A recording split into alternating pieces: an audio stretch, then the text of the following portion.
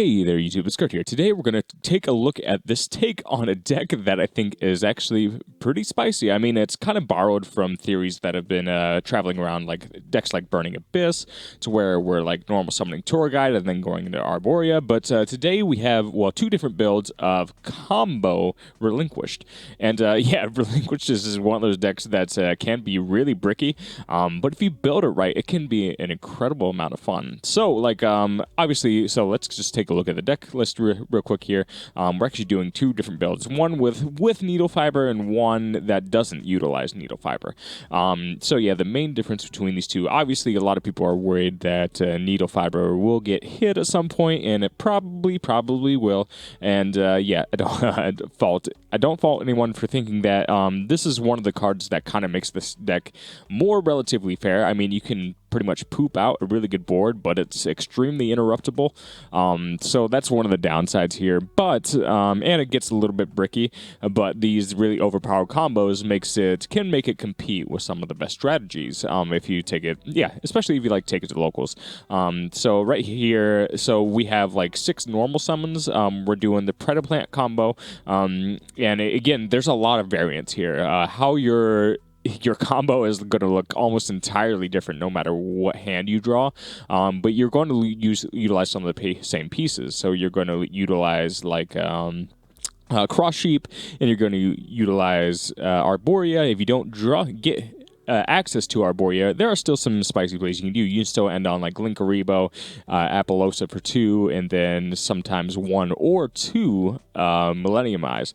So yeah, obviously those are our normal summons with the Fusion and the Tour Guide, and sometimes you're able to kind of block your opponent's hand traps. Obviously this deck just does kind of lose to Nibiru. We've pretty much accepted that, but whatever. We have extreme searchability here. We want to open it up with Relinquished. If we don't get access to Relinquished, we can't really do those plays, and that kind of blows. But we do have the pre-preparation, the preparation, and we also have a myriad of fusions. We're also playing Edgent Chain and Fight for Patchwork, which pairs nicely with everything that we're doing here. Sometimes we do Ritual Summon before we do everything else. So there's a decent amount of consistency in this deck, and if you take out, actually, we'll switch to the other deck list here. If you take out the Needle Fiber package, what you end up with, you pretty much just replace it with a lure, or you can replace it with hand traps, but a lure gives you a lot more consistency. You could probably even put it at the first build I show you, but yeah, this there are still some pretty spicy things you can do with this build as well, and I'll go ahead and try to show you both combos here. So yeah, the extra deck, it's just pretty standard needle fiber stuff. There might be something better that's suited for this deck, since yeah, the other tuners were banned and all that stuff that was going on. But this is one of the builds I think is best for this deck. The cool thing is, if you get Herald of the Arclight, it actually gets its search when it goes to the graveyard, which is pretty funny, because most decks don't do that. So yeah, we'll get into some replays here. So yeah, these 4 replays I'll show you, they'll all happen pretty fast. You can see that, yeah, all of them pretty much have different lines of play, but there are some instances where we just end on absolutely ridiculous board.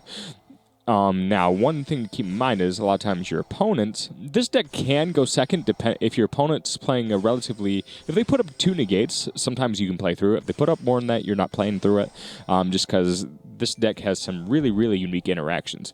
But if you go first, so if you have Appaloosa and Millennium Eyes, a lot of times it's best to have Linkaribo because they're going to try to get around that, or you're going to try to have the discard in hand that lets you take an opponent's monster. That's like kind of change your heart in their turn. If you don't have those, it's going to be hard because they can just kind of run over you.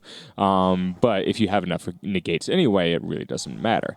So yeah, we're going through these replays, and you can see here doing the typical needle fiber stuff, but like we're really, really messing around with the zones, and this is what I'm talking about when every combo will look different. Yeah, but you can see the end board, if it goes uninterrupted, you can make something really, really competitive.